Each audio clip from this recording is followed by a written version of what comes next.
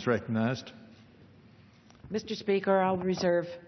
Gentlewoman from California reserves the balance of her time. The gentleman from Oregon is recognized. Mr. Chairman, can I get an update on time remaining on each side? The gentleman from Oregon has 13 minutes remaining. The gentlewoman from California has 16 and a half minutes remaining. Thank you, Mr. Chairman. With that, I would yield a minute to the distinguished gentleman from North Dakota, who has an incredible background in rate regulation and all in the commission there, and is a terrific member of our subcommittee, Mr. Cramer. The gentleman from North Dakota is recognized for 1 minute. Thank you, Mr. Chairman.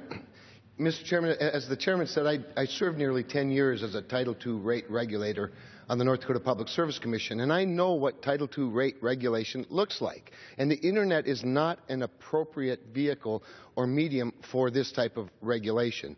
The Internet is not a monopoly railroad. The Internet is not a monopoly telephone company. It is not a monopoly electric or gas utility. The Internet is a dynamic, competitive innovator.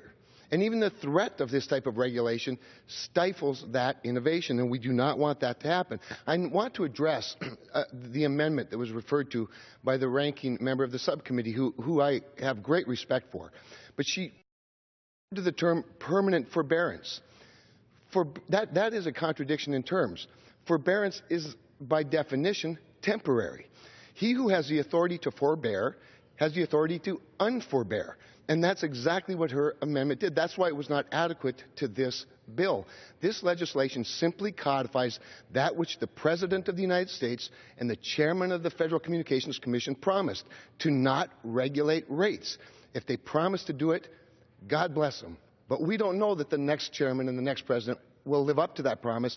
This law ensures that that promise is kept by codifying it, and I yield back the balance of my time. The gentleman's time has expired. Does the gentlewoman from California